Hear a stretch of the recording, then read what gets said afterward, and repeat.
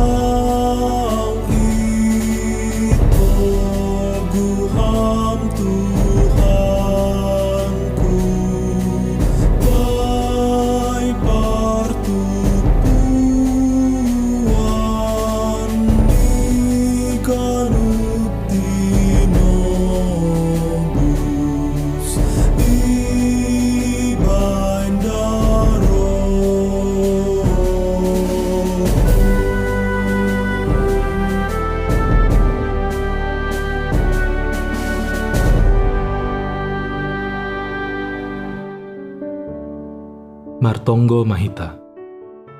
Terima kasih ma bamu Tuhan, halani hidup ni uhurmu, boy ope idaihon hanami pasu-pasumu, das hubani sadarion. Sonari, sihol mahanami mamuji goranmu nama passing in, janah lau bagion nami hatamu. Marsap maham Tuhan, ondos bamu ma panorang on. Amin. Ayat harian bata bani sadarion, ibuat humbani Roma 8 ayat 10 Ai anggo anak hita dihutma panean bani nai bata hasoman panean ni Kristus. Anggo hasoman ni hita manaron gabe hasoman ni mahomahita ibagas hasangapon. Dan jika kita adalah anak, maka kita juga adalah ahli waris. Maksudnya orang-orang yang berhak menerima janji-janji Allah yang akan menerimanya bersama-sama dengan Kristus, yaitu jika kita menderita bersama-sama dengan Dia, supaya kita juga dipermuliakan bersama-sama dengan Dia. Ahli waris atau pewaris adalah seorang yang secara sah menjadi milik harta dan kekayaan dari seseorang yang lain pada saat dia meninggal. Setiap orang yang percaya kepada Yesus Kristus adalah pewaris dari Allah Bapa bersama-sama dengan Kristus. Penebusan Kristus itulah yang melayakkan orang percaya memiliki hak atas segala kekayaan Allah dan status keanakan di hadapan Bapa. Betapa besar dan istimewanya hak yang kita terima dari Allah melalui penebusan Kristus. Apakah kita telah mengetahui dan menyadari status kita yang luar biasa itu di tengah-tengah kehidupan kita di dunia ini? Banyak orang Kristen yang belum mengetahui tentang warisan yang telah dianugerahkan Allah bagi mereka di dalam Yesus Kristus. Ada juga yang menganggap Allah sering menjauh dan meninggalkan mereka. Yang lainnya tidak menyadari bahwa sesungguhnya segala sesuatu yang ada pada Bapa telah menjadi milik mereka. Akibatnya, Mereka menjadi hilang semangat, tanpa sukacita dan pengharapan di tengah-tengah segala tantangan dan pergumulan hidup saat ini.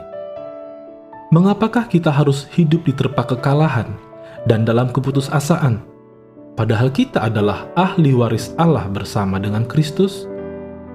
Allah telah mengangkat kita menjadi anak-anak-Nya dan menjadi satu dengan Kristus yang telah menebus kita di Golgota.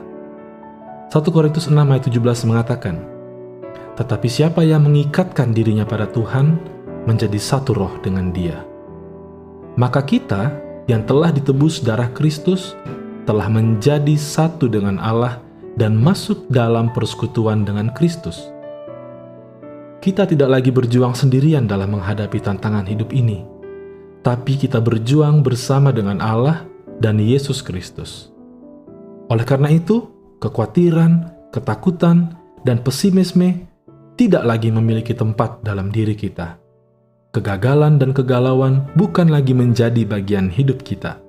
Bahkan kematian dan iblis tidak lagi mempan atas kita karena kita telah berada di atas semuanya itu bersama Kristus, mengatasi segala kuasa, kekuatan, situasi kondisi, atau apapun yang ada.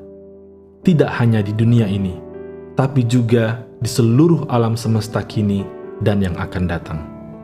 Lebih daripada itu, Efesus 1 ayat 3 mengatakan, "Terpujilah Allah dan Bapa Tuhan kita Yesus Kristus, yang dalam Kristus telah mengaruniakan kepada kita segala berkat rohani di dalam surga." Tentu yang rohani menguasai yang jasmani, dan yang lebih kecil berada dalam yang lebih besar.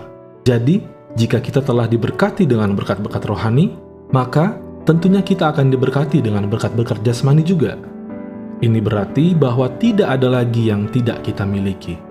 Maka wajarlah kalau Paulus mengatakan, "Segala sesuatu adalah milikku," dalam 1 Korintus 3 ayat 21.